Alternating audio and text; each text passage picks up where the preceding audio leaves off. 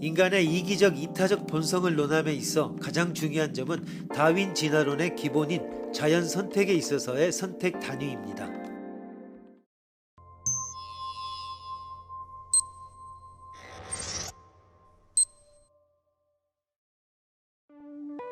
생존 경쟁에서 집단이 하나의 단일한 적응 단위라고 주장하는 집단 선택 이론은 다른 사람을 위해서 자신의 이익을 희생하는 이타주의도 진화의 산물로서 나타났다고 주장한다. 예를 들어 여기에 같은 규모의 수준의 A, B 집단이 서로 경쟁 관계에 있다고 하자. A 집단은 이기적 구성원들이 다수를 차지하고 있고 B 집단은 이타적 구성원들이 다수를 차지하고 있다고 하자. 이때 A, B 두 집단 중 어떤 집단이 경쟁에서 승리하게 되겠는가?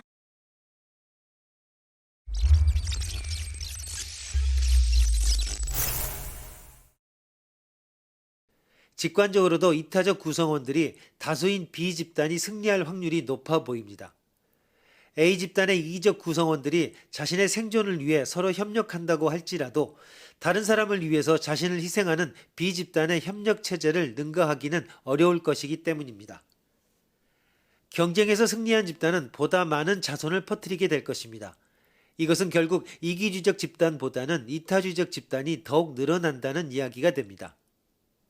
물론 이때 살아남은 B집단 내에서의 이기주의적 구성원들과 이타주의적 구성원들의 적합성은 차이가 날 수 있습니다.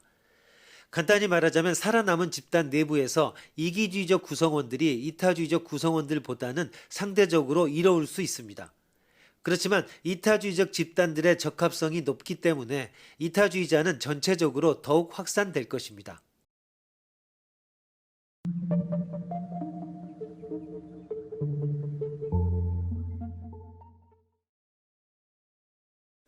사람들이 그의 자식을 위해서 애쓰는 것은 이타적인 행위 같아 보이지만 사실은 이기적인 행위입니다.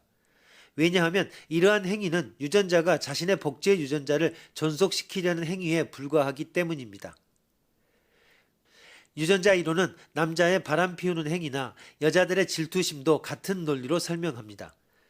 유전자는 가능한 한 자신을 최대한 많이 복제하는 것이 궁극의 목적입니다.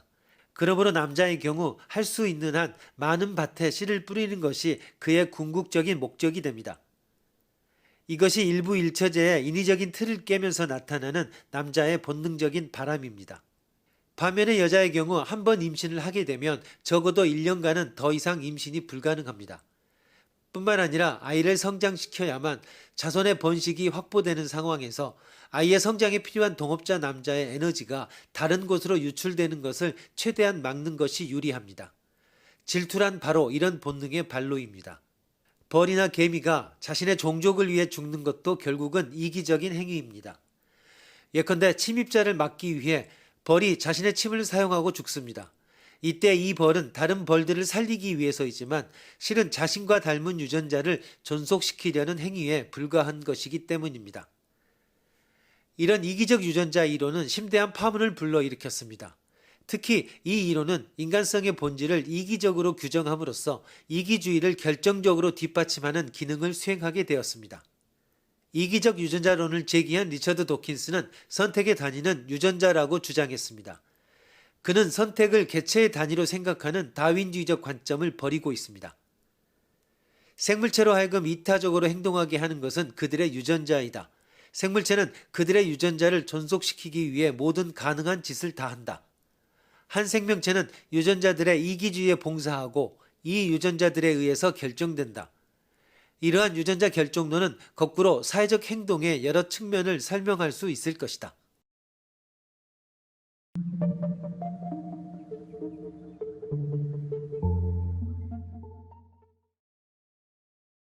이에 대해 스티븐 제이 굴드는 도킨스의 주장에 치명적인 결함이 있다고 합니다. 아무리 큰 힘을 유전자에 부여한다 하더라도 유전자로서는 할 수 없는 일이 있는데 그것은 유전자가 자연 선택에 직접 노출될 수 없다는 것입니다.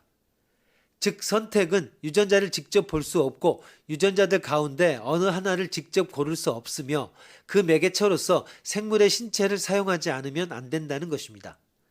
굴드는 도킨스의 이론이 서구의 과학적 사고에 얽혀있는 몇 가지 악습인 원자론, 환원주의, 결정론 등에서 유래했다고 비판했습니다.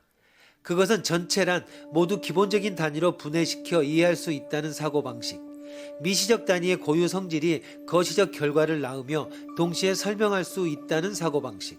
그리고 모든 사건이나 사물을 명백하고 예측 가능하고 결정적인 원인을 갖는다는 사고방식이라고 했습니다. 프란츠 부케티스에 따르면 도킨스의 이기적 유전자는 하나의 메타포입니다.